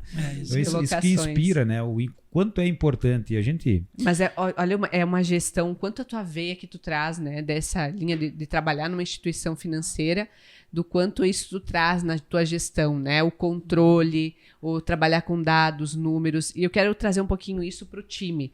Porque quando tu foi crescendo também, tu foi aumentando o teu time e automaticamente tu teve que sair, né? Eu lembro de um tempo atrás do quanto você estava ainda lá na gerência comercial. Mas a Vitrola foi crescendo, foi expandindo, atuando hoje aí nos 4 estados, tá? 4 estados. 4 estados, e nesses 4 estados não tem mais como o Ramir foi crescendo também o papel dele para ficar muito mais no estratégico e deixar, né, um time de líderes aí poder assumir. Como é que foi para ti essa transição? Porque conforme uma empresa vai crescendo, algo essencial e primordial que tem que estar na mentalidade de um empresário de sucesso é a delegação. Eu preciso ter a consciência que eu vou precisar começar a fazer coisas no meu negócio, ter olhares a indicadores, ter tempo para pensar o meu negócio e ter outras pessoas fazendo o tático e operacional. Como é que foi para ti conseguir ser? Porque é difícil. Eu acompanho os empresários, Ramir, e eu vejo do quanto é difícil ele sair dessa fase, né? Porque ainda mais quando, como o Alexandre falou, ele tem prazer da venda, ele tem prazer de estar lá no comercial. E quando ele precisa deixar esse momento para poder assumir uma outra parte que, se ele não assumir, o negócio não consegue crescer. Porque é dele, ele precisa estar fazendo esse olhar estratégico, né? De olhar, de entender a necessidade do mercado, do cliente, de poder ir a eventos. Olha aqui, outro ponto essencial para você que é empresário. O Ramir, toda a história dele, ele sempre estava indo para São Paulo, Rio de Janeiro, Porto Alegre. Ele ia para os grandes centros, nos encontros do seu segmento, para poder entender a dinâmica do mercado, da economia, do mundo em relação àquilo. Mas para isso, para mim conseguir fazer esse papel, eu preciso ter pessoas lá, líderes que vão fazer a gestão do negócio. Como foi para ti essa transição de delegação com a expansão e o crescimento?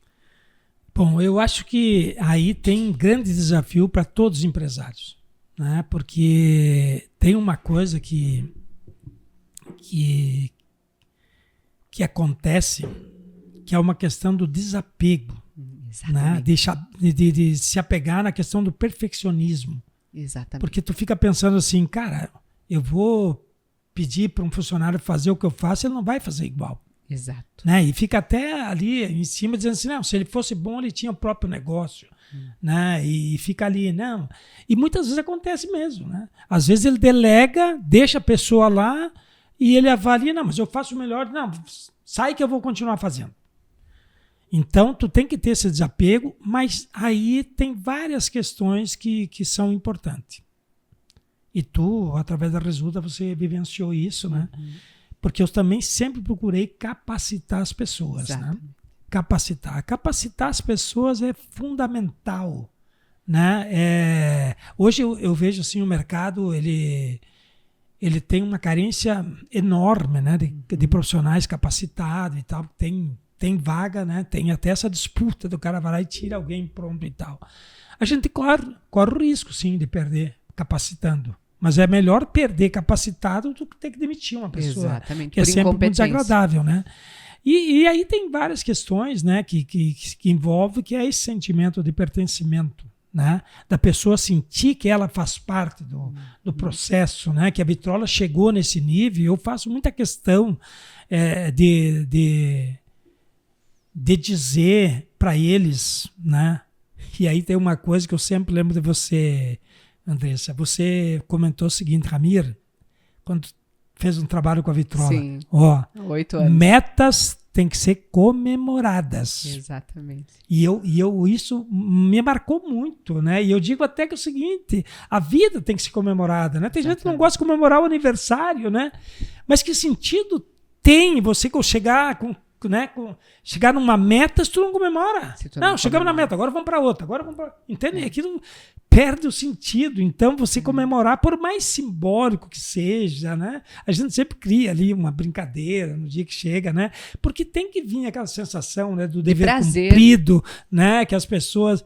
E eu sempre digo que todos ali são importantes. Não adianta tu ter uma contabilidade, que o contador é muito bom, que tu tenha um pessoal de vendas que é muito bom, que tem bom contato, se tu não tem organização, se tu não tem uma parte de logística, se tu não tem pessoas preparadas para entregar, porque quando o motorista vai entregar a mercadoria, ele não é o motorista, ele é a vitrola. Exato. Ele representa a vitrola. Como é que ele coloca o expositor? Então, tudo isso tem que ser treinado. E a gente tem que conversar e entender que todas as pessoas, desde a pessoa que faz o cafezinho, que faz a faxina, que todos eles são importantes. Porque hoje, as pessoas não estão só buscando salário. E até tem uma coisa que eu, às vezes, até pergunto nas minhas palestras assim, escuta, o que é mais importante para ti de tu trabalhar em tal empresa? Se ele responder que é o salário, eu acho que tem coisa errada. Né? Eu acho que o salário ele é importante, ele tem que ser digno, mas ele não pode ser o mais importante. Né? Então, hoje as pessoas estão buscando um ambiente agradável, gostoso, né? Onde as pessoas interagem. Né? No jeito Harvard fez feliz é o seguinte, né? Que a empresa é quando os funcionários eles têm uma relação de amizade que vai além do trabalho, essa equipe rende muito mais.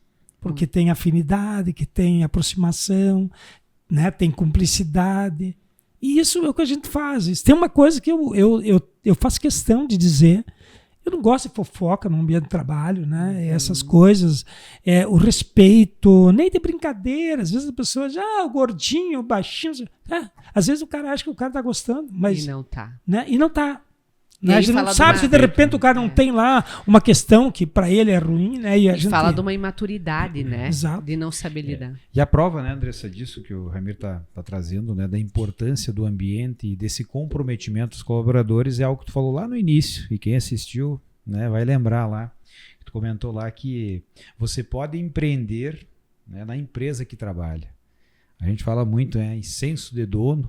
Eu acho que essa frase tua tem que ser, né, muito lembrada, porque realmente ela diz tudo. E é esse o grande objetivo nosso. A gente sempre tenta trazer esse comprometimento, mas quem tiver essa consciência, e a gente sempre diz isso para os nossos colaboradores também, não está trabalhando para mim, está trabalhando primeiro para ti. Né? A tua jornada, a tua carreira, a tua história. Então, entrega o teu melhor, que o resultado é consequência dessa dedicação. E nessa tua história, né, Ramiro, com certeza teve muitas pessoas que devam ter contribuído, têm cooperado. Tu é um cara visionário, mas eu queria mais uma pergunta, nós estamos estourando o tempo também, né? Mais uma pergunta assim, bem interessante, que tu fala bastante do teu relacionamento, teu network com outras pessoas. E eu estava lendo uma pesquisa que pegaram milionários, pessoas bem-sucedidas, né? E foram entender a questão do estar bem-sucedido ou ser bem-sucedido. Quanto por cento estava ligado a atribuições técnicas, conhecimento técnico, e quanto por cento eles atribuíam à questão do convívio, do relacionamento, do network. Eu gostaria de ouvir de ti. Quanto por cento desse sucesso todo da Vitrola está ligado a essa tua capacidade, que você é uma pessoa que tem uma capacidade de se relacionar com as pessoas, criar networks, criar acessos incríveis, e quanto está relacionado à parte técnica, olhando para ti?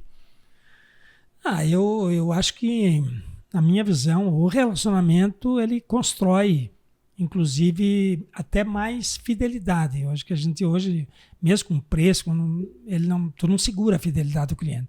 O que segura é a confiança, a relação de confiança, o relacionamento, né? E a gente tem que ser cuidadoso, por exemplo, com a pessoa extrovertida. Normalmente ela fala bastante. Vocês devem ter notado aqui que eu estou extrapolando, porque eu me empolgo aqui e acabo. E às vezes a gente tem que se dar conta que a gente não pode ser chato também, né? Mas eu tenho uma característica, eu até falo para os meninos quando eu vou para a Bienal, que tem os eventos lá. Eu disse, olha, nós não podemos vir aqui e passar despercebido, né? Então, eu sempre me posicionei, eu sempre me desafiei, né? E isso é uma coisa que a gente tem. Tem uma frase que até fala o seguinte, né, Alexandre? Que passe por ignorante por 2 minutos, mas não passe a vida inteira. Porque na sala de aula, às vezes, a gente tem vergonha de perguntar, por que vão pensar de mim, né? E para isso, por isso que é importante, Andressa, essa questão da confiança, do relacionamento dentro de uma organização. Porque é o seguinte, uma vez eu pensava que a pessoa não se... Tu faz uma reunião com a equipe de vendas e você nota que tem alguns que nunca se manifestam, né? E aí eu pensava o seguinte, são 2 coisas. Ou não quer se comprometer, ou tem vergonha de se manifestar. Mas hoje, eu, com essa experiência, fui ver que tem mais uma coisa que para mim talvez seja a mais significativa. A pessoa só consegue expressar, mesmo sabendo que ela vai falar uma besteira, quando ela está com pessoas que ela confia. Sim. Né?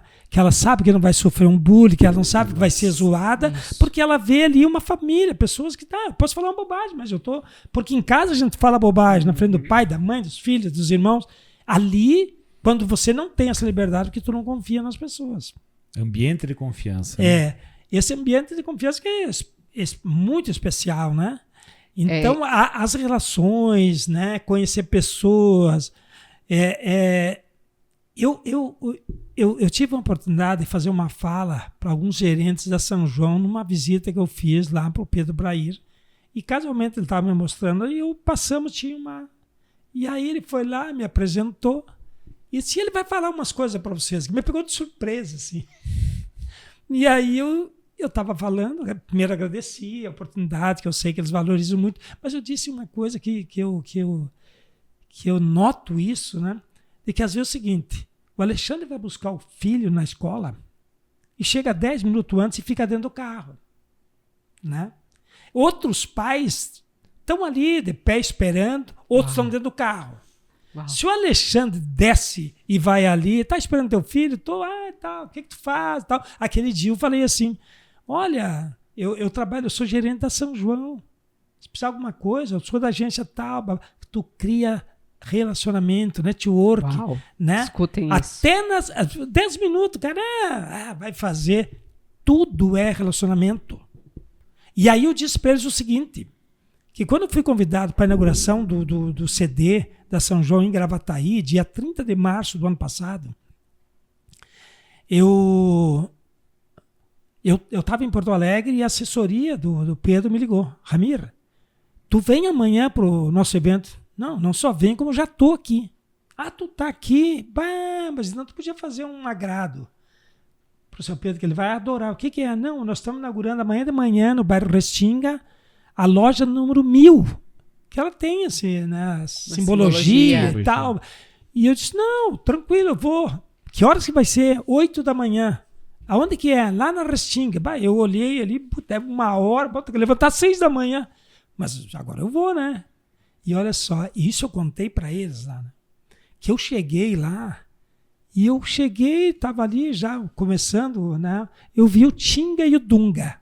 E o Tinga, fazia 1 ano que eu vinha tentando falar com ele por telefone, mandando áudio, e ele sempre declinando, eu queria lançar um livro por ele. Naquele dia eu cheguei ali, ele estava ali, cheguei próximo, e eles, né, estão acostumados a chegar, já se viraram para tirar uma foto, né? E eu disse, não, foto é depois, primeiro eu quero falar contigo sobre um possível livro que eu quero editar de você. E ali começou. Uau! Que legal. Né? Então eu quis dizer o seguinte, cara, pode ser na escola, pode ser em qualquer lugar, se comunique com as pessoas, né? Sempre tem uma oportunidade. Sempre tem oportunidade. Sabe como é que eu defino um vendedor, Alexandre? Tu que tem essa veia também, é o seguinte, sabe quando é que a gente nota que o cara é vendedor? Quando ele está na sala de espera do médico, do dentista, ele começa a puxar conversa com todo mundo ali, né? É verdade. Ele vai criando conexões, né? Exatamente. Que é isso que o vendedor precisa, conectar com pessoas.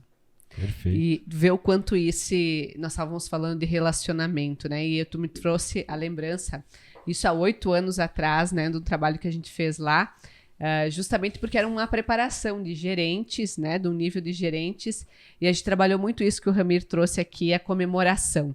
Porque a comemoração é relacionamento, comemoração é trazer, né, esse momento de trazer as emoções, porque existem 3 pontos essenciais para o engajamento, né, que são 3 pilares do engajamento, que é a remuneração, como a gente falou, mas ela sozinha, ela não engaja.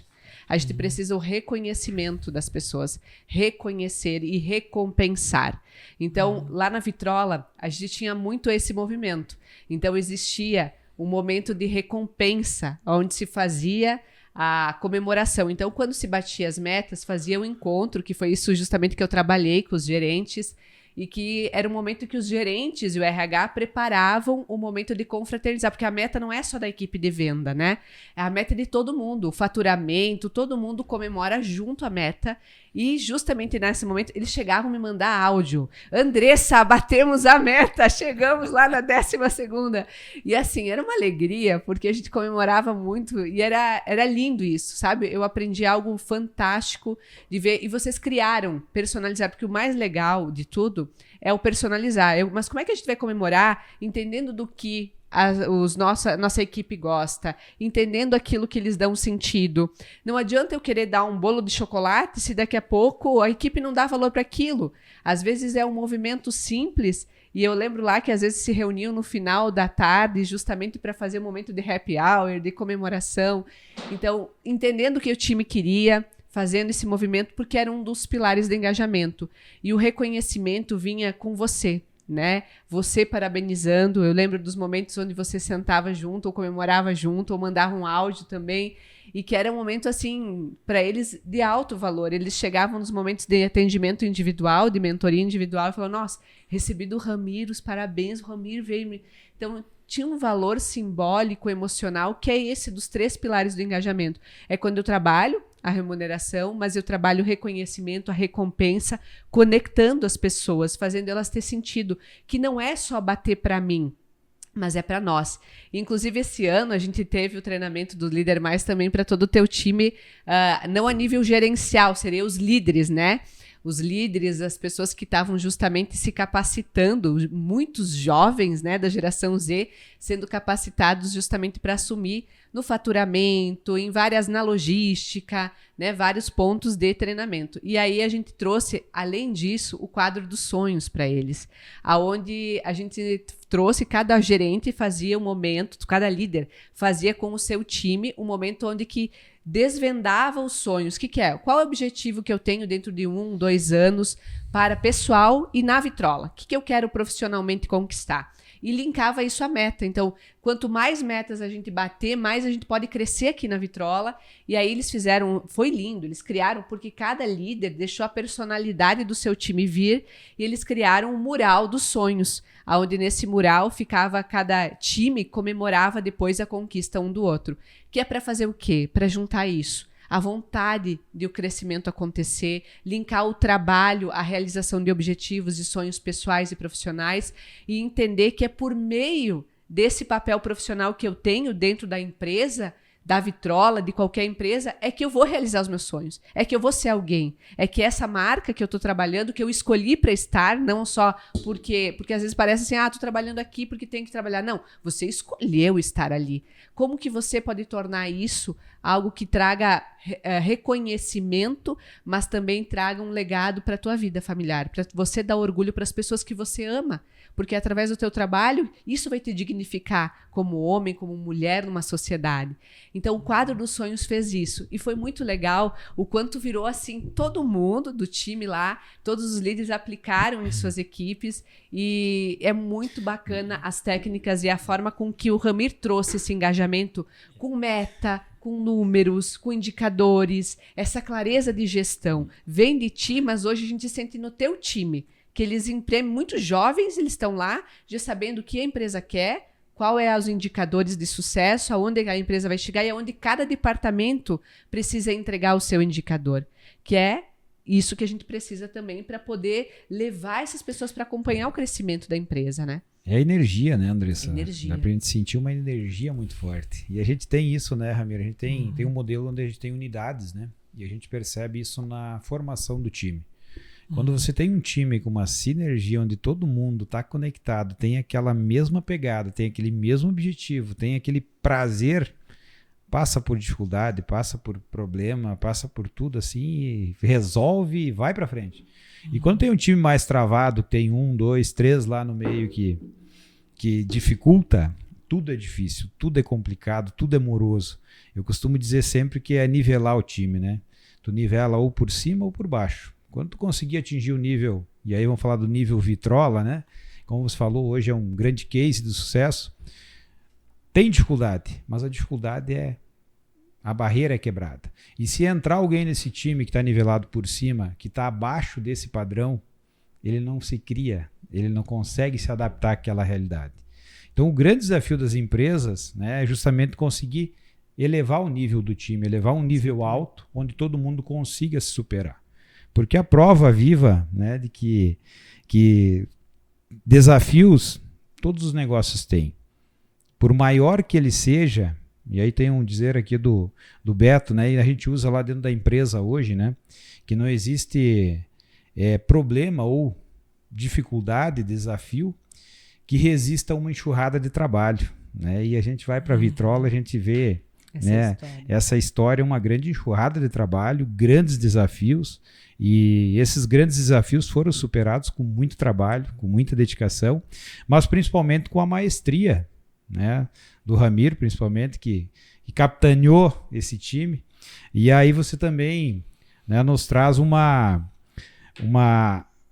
dizer lá do Steve Jobs, né, que diz que inovar é o que diferencia o líder do seguidor. E a Vitrola é uma prova viva disso. Ela só lidera porque ela inova.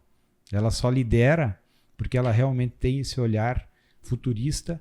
E esse olhar futurista, né, Andressa, passa pelo time, mas começa sempre pelo seu líder maior, que é um líder memorável. Esse líder memorável. E, né, Andressa, vamos caminhando para o nosso finalmente. Deixa eu só né? perguntar para isso. Eu quero perguntar uma coisa para ele. A gente fala muito de líder memorável, né? E você é um líder que, desde a sua adolescência, da sua juventude, tu sempre trouxe isso.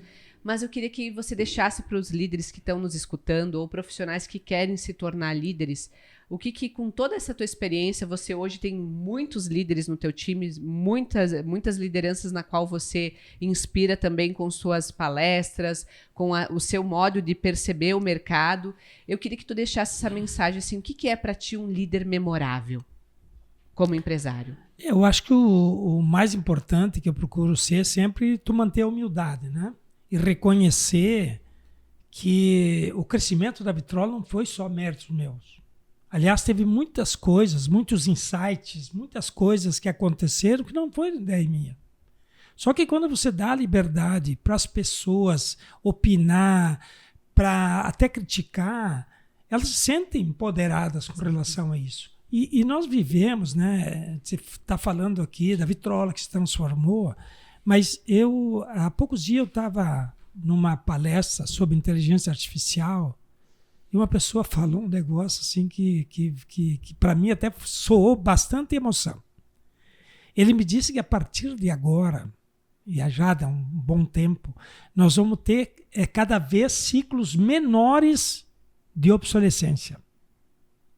E aí ele disse o seguinte, para vocês entenderem o que é ciclo de obsolescência, é uma locadora de vídeo, ela teve um ciclo. Exato. Uma loja de CD, ela teve um ciclo. Aí teve uma das pessoas que estava lá, pergunta para o rapaz ali que ele sabe o que é esse ciclo de obsolescência. Mas isso não vai ser só na locadora, né? E aí vem uma coisa que eu queria, para não deixar passar batida, é o seguinte. Quando a gente fala em inovação, para muitas pessoas ainda remete para a tecnologia.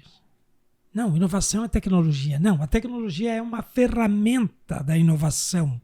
Boa. A inovação está na criatividade, na forma de pensar. Como que eu posso fazer diferente assim, né? Porque se não acontecer isso, e você não chamar as pessoas para discutir com elas, né? Isso não vai acontecer. Não. E tu falavas a questão da meta, é o seguinte, o que nós adotamos, e que isso, eu vi que tu perguntou, como é que tem essa cultura da meta, porque a gente criou um sistema de meta coletiva. onde todo mundo ganha, não é só o vendedor. Né? Então, o que acontece? A gente sente, Alexandre, isso é um negócio que é emocionante e contagiante, porque nos últimos dias do mês, o pessoal do faturamento passa por um vendedor, daí, tu tem alguma venda acertada? Como é que tá isso aí? Sabe, cria aquela sinergia, aquela expectativa, que a gente vê que ali a coisa vai fluindo, e aí que vem essa questão, por que uma equipe é coesa, porque tem essa cumplicidade, né, Andressa? Mas eu sei que tu tem uma parcela muito significativa, sabe que eu sou fã do teu trabalho, eu sei que a Vitrola também cresceu, porque também aproveitou teu conhecimento, potencialidade, porque eles têm muito reconhecimento com o trabalho que tu fizeste. Obrigada, eu tenho um carinho imenso também. Eu tenho certeza que eu estou sendo porta-voz aqui de todos, né, de te agradecer publicamente aí, porque quando a gente fala na Resulta, fala na Andressa, eu sei que eles brilham o olho lá, porque eles têm muita gratidão por esse trabalho que eles fizeram aí.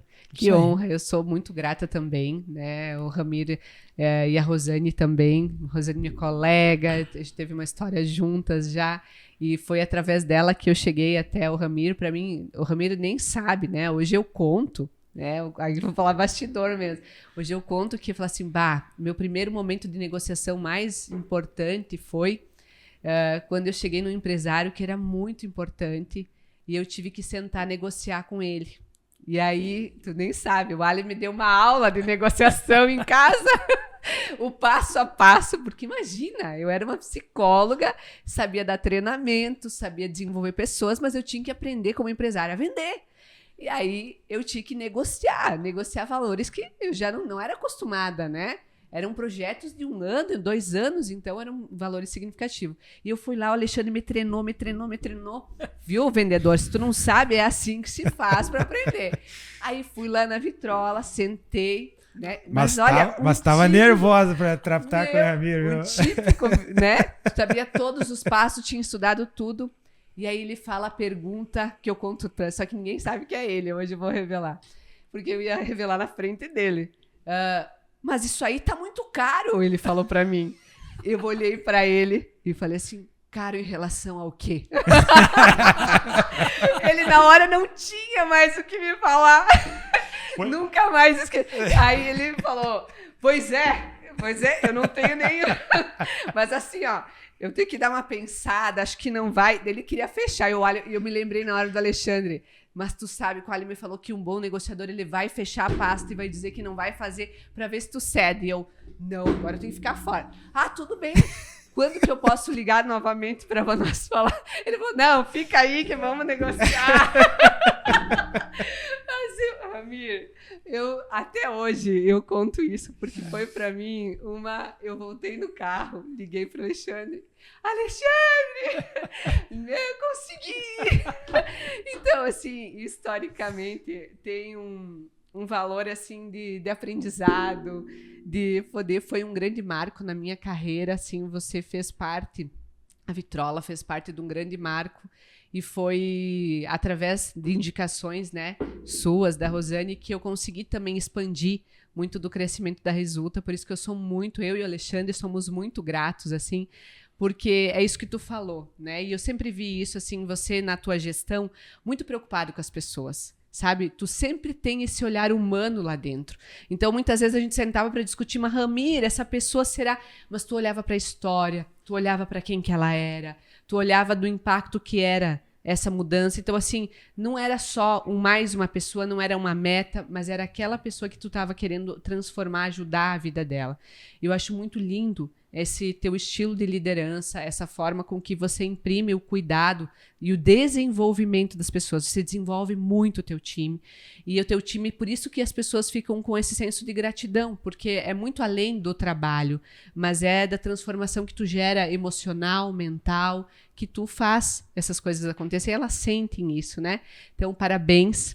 A gente está muito honrado e feliz de poder ter recebido você. A gente trouxe pessoas que realmente nos inspiraram muito na nossa jornada e fizeram parte, e você é uma pessoa que fez muito parte da nossa história, da nossa jornada, da minha principalmente, porque eu aprendi a negociar. E o cara era... E ainda a Rosane falou, só que se prepara, ele é negociador. Eu pensei, meu Deus! E foi sensacional poder trabalhar e estar, né? Esse ano a gente também concluiu um trabalho lindo. Também esse ano estamos trabalhando também com RH. Então, é bacana ter todo esse trabalho junto e... Feliz por ouvir essa história e ver todo esse crescimento e ver o quanto você está levando a nossa região também, trazendo essa inovação, esse olhar novo, multiplicando o teu saber.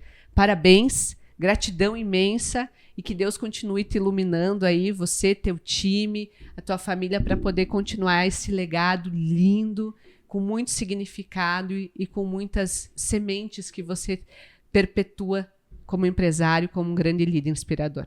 Legal, muito obrigado. Ramir, de minha parte, né, a gente já tem uma admiração, já tinha uma admiração muito grande pela tua pessoa, né, como a gente comentou. A Vitrola faz parte da nossa história, né, e tu começa a ligar, vocês comemorando meta, né, e a gente lá, quando o vendedor comemorava uma venda lá, e é legal, e é gostoso realmente e nos motiva a querer mais. E eu lembro de uma passagem, não sei se tu lembra, faz anos, nós estava com 8 anos de empresa, 7, 8 anos de empresa, teve uma semana acadêmica da URI, que a gente foi dar uma palestra lá, fomos convidados a palestrar lá, para apresentar a história da empresa. Isso. E nesse evento da URI, né, eu lembro muito bem, deu uma palestra e apresentou e contou a sua história, né? E essa história, daquele período para cá, hoje a gente conversando, né, o quanto evoluiu, o quanto cresceu. Então a gente fica muito feliz. Né, nesse mesmo período, né, a gente pôde viver, acompanhar, mas não tinha noção realmente do quanto expandiu. Né, como você mesmo comentou, é um grande case do sucesso, o trabalho da Vitrola, e quando falo da Vitrola não falo só do Ramir, bem como você salientou, e é importante a gente contar essas histórias para inspirar mais empresários da nossa região, mais pessoas que desejam empreender e pessoas também, colaboradores que empreendam, né, na sua função, na sua atividade. Então é muito legal, é muito gratificante para a gente e a gente fica muito feliz e honrado de ter a tua pessoa no dia de hoje e com certeza essa história vai ser levada adiante e tem que ser escrita. Fica o convite, você foi como editor, né? A gente está fazendo alguns convites aqui para pessoas que tem uma bela história e recomendando a eles, olha, escreva sua história, vamos fazer uma parceria com a Vitrola aí, né, com a editora. Escrever a história do Ramir. Tá na hora de escrever a história do Ramir também, viu? Tem uma editora para indicar, hein? Mas obrigado de coração aí, Ramir. Não, eu que agradeço, então, de ter sido convidado aqui, né? Como eu falei no início, né? Sempre contar da nossa história nos remete ao saudosismo, né? E resgata também os momentos de muita dificuldade, né? Porque as pessoas veem, se reinventou e tal, né? Mas, como eu falei, tem momentos muito, né, especiais, né, doídos, sofridos, e até eu comento, né, como é que tu consegue ter uma equipe mobilizada? Eu tenho um funcionário, o Rudy Barcarol, né, que está há 25 anos na Vitrola. E quando eu estava naquela transição do livro para os CDs, ele sentou na minha frente e disse assim, eu preciso de um aumento. E eu disse para ele, cara, eu até acho que tu precisa mesmo, reconheço, só que o momento é difícil, é o momento que o CD caía mais verticalmente do que os livros, né? Mas o que eu posso te dizer é o seguinte, aposte na Vitrola. Daí ele me olhou e disse assim, faz 18 anos que eu estou apostando. Então foi um negócio ímpar que eu ri até hoje, eu conto essa história, né? Porque achei espetacular, né? Que bom que ele acreditou, né? E continuou, e hoje ele é uma pessoa muito importante da nossa equipe lá. Muito legal. E para fechar, a gente tem um ritual, tá? Que é um ritual de fechar todo mundo junto, que é nós somos empresários imparáveis. O que é imparável? Uma pessoa que não para, que está sempre buscando, se reinventando, inovando. Então, para fechar, eu vou trazer para vocês, nós somos, e aí nós falamos os três juntos, empresários imparáveis. Estamos juntos? Bora lá? Bora lá. Então, vamos lá. Vamos lá? 1, 2, 3 e... Nós somos empresários imparáveis.